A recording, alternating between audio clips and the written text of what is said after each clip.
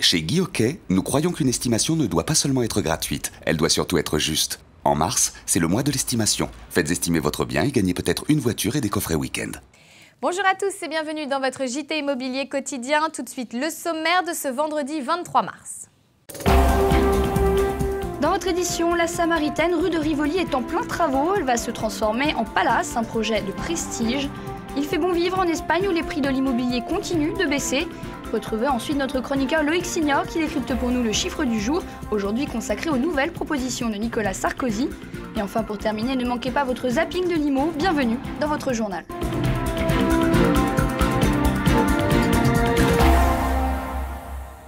On commence ce journal avec une transformation, celle de la Samaritaine en palace. Comment concilier la rénovation d'un monument historique avec les standards du grand luxe? C'est un sujet signé Adriano Recchia et Damien Fleurette.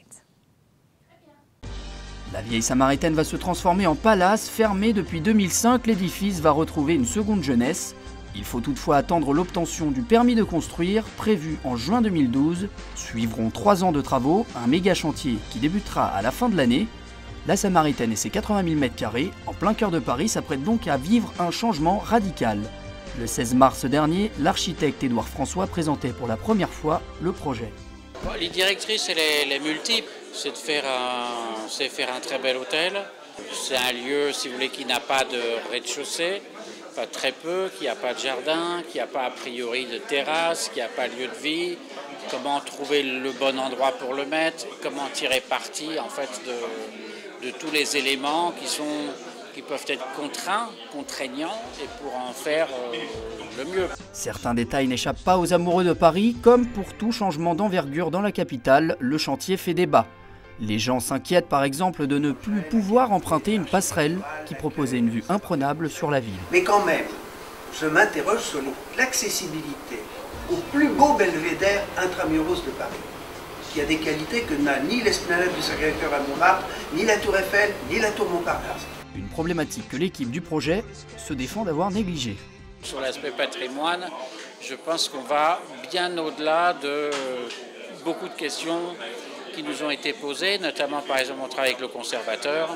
On va bien plus loin que ces préoccupations parce qu'on est habité par ce bâtiment et ce qui est intéressant c'est que l'hôtellerie de luxe il a besoin de cette qualité. Une qualité que l'on retrouvera côté Seine avec un hôtel 5 étoiles de 72 chambres. Côté Rivoli, une immense façade en verre devrait être mise en place ainsi que des bureaux et de nombreux commerces. Une crèche associative et 96 logements sociaux sont également prévus.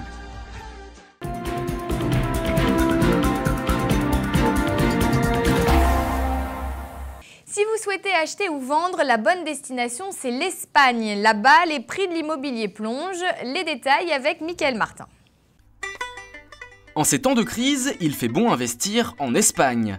En effet, le prix de l'immobilier espagnol accélère sa baisse et selon les derniers chiffres de l'Institut des statistiques ibériques, le 4e trimestre 2011 a vu les prix du logement diminuer de 4,2% par rapport au trimestre précédent. La région madrilène accusant elle la plus forte baisse sur cette dernière période. Sur l'ensemble de l'année dernière, le prix de l'immobilier a baissé de 11,2%, soit la plus forte baisse depuis plus de 5 ans.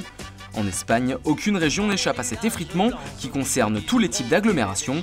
Ce fléchissement des prix s'explique notamment par la baisse de 30% des transactions immobilières enregistrées en 2011 en Espagne. Ces chiffres font donc de notre voisin transpyrénéen le pays où il fait bon acheter.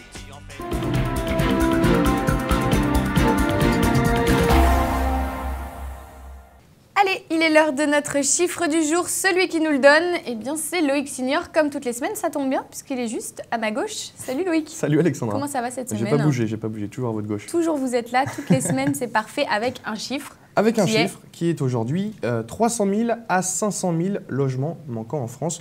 On en parle beaucoup, mais cette fois-ci, c'est Nicolas Sarkozy qui l'a dit lors de son intervention télévisée dimanche soir. Le prix de l'immobilier est selon lui beaucoup trop haut.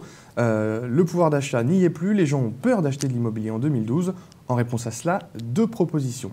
Il y en avait déjà une qu'on connaissait. Voilà, la vous première, étiez venu nous en parler. On la connaissait, on en avait parlé sur ce plateau, effectivement. Nicolas Sarkozy avait donné la permission de construire 30% de mètres carrés en plus sur les 3 ans à venir. Ça avait un petit peu affolé l'opposition. Selon eux, c'est une mesure qui peut être contestée au cas par cas et du coup être complètement inefficace. Alors il y en a une deuxième. Il y en a forcément une deuxième qui concerne cette fois-ci les droits de mutation. Ouh, alors ça, peut-être que pour tous les téléspectateurs qui nous regardent, le on terme connaît est pas un petit forcément. peu barbare, Voilà. c'est vrai, mais finalement c'est très simple. C'est tout simplement un changement de propriétaire, soit par héritage, soit par vente, soit par don. Pardon. Pardon Alexandra. Très bonne blague. Très bonne blague, effectivement, je l'avais répété. Hein. Mais tout ça, ça coûte cher selon le président candidat, le candidat de l'UMP. Il en a même profité pour tacler le maire de Paris, Bertrand Delanoë. Je cite, « L'année dernière, la mairie de Paris a touché 1 milliard d'euros sur ses droits de mutation. » Eh oui, alors à qui ça profite maintenant? Eh bien pour une fois, un petit peu à tout le monde, excepté les notaires et les collectivités locales. C'était les principaux organismes qui touchaient 7% au total d'une vente allée directement dans leur portefeuille. Alors, les grands bénéficiaires sont évidemment les acheteurs, ce qu'on appelle notamment les primo-accédants. On commence à connaître le terme. On a souvent parlé sur ce plateau. Voilà, les vendeurs y trouveront également leur compte. Plus de pouvoir d'achat égale plus de ventes. Donc Alexandra, on va enfin pouvoir acheter notre appartement tous les deux. C'est QFD, ça y est, c'est sûr? C'est sûr. Moi, je pense que Est-ce Nicolas que vous Sarkozy... pouvez faire une annonce là aujourd'hui solennellement? J'annonce solennellement que grâce à Nicolas Sarkozy, s'il est élu bien sûr, Alexandra et moi-même allons pouvoir acheter un appartement. Bon, évidemment, si c'est François Hollande qui passe, il faudra trouver une autre astuce. On va l'appeler, on va lui demander pour notre appartement. Voilà, s'il peut faire quelque chose. Je compte sur vous en tout cas, on s'occupe de tout ce qui est administratif et on Évidemment. en reparle la semaine prochaine sur ce plateau. On verra où on en est. Je m'occuperai des chiffres. Très bien, ça marche. Merci beaucoup et donc à la semaine prochaine. Salut Merci Alexandra. Loïc.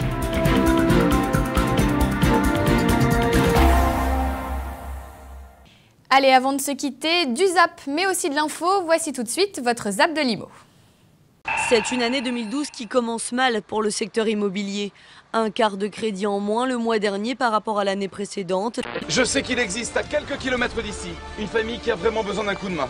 Il y a une telle solidarité parmi vous. Est-ce que vous seriez prêts à m'épauler, les amis ? Une des plus prestigieuses avenues de la capitale. C'est là, à un angle de rue, que l'État s'apprête à mettre en vente un immeuble haussmannien qui lui appartenait. Des biens immobiliers, l'État en vend tous les jours. À Paris, en Île-de-France, en province et outre-mer. Des adresses de prestige, des demeures cossues. Pour participer aux enchères, un chèque doit être déposé. Il représente 20% de la mise à prix. Pour vous épauler dans cette aventure, Isabelle et Anthony, vous ne les connaissez pas, vous qui êtes de Saintes. Par contre, le groupe d'Archinger les connaît. Ce sont eux qu'on est venus épauler il y a quelques semaines. Étagères, tables, bureaux, l'atelier Labo Voluptas a choisi de se spécialiser dans la création de mobilier. Le patrimoine exact des Français en 2009. En 10 ans, leur richesse aurait doublé pour atteindre le chiffre de 10 000 milliards d'euros. Rappelez-vous, Marc-Emmanuel était venu pour reloger cette famille. Un cadeau inestimable pour ce couple qui avait envie de rendre un peu ce qu'ils ont reçu. Voilà, des personnes ont un besoin de mobilier, qui doit entrer dans tel espace ou qui doit se marier à tel type d'intérieur. Et aussi la partie création.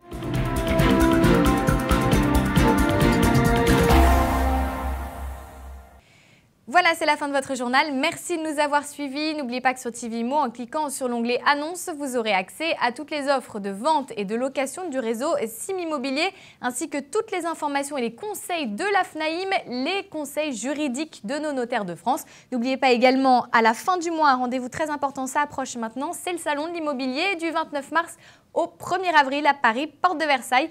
En attendant, j'ai le plaisir de vous retrouver samedi pour le best-of de la semaine. Alors surtout, restez connectés, ne manquez rien et à demain.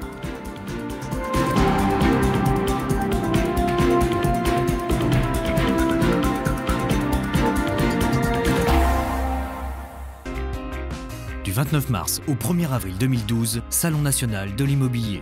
Paris, porte de Versailles.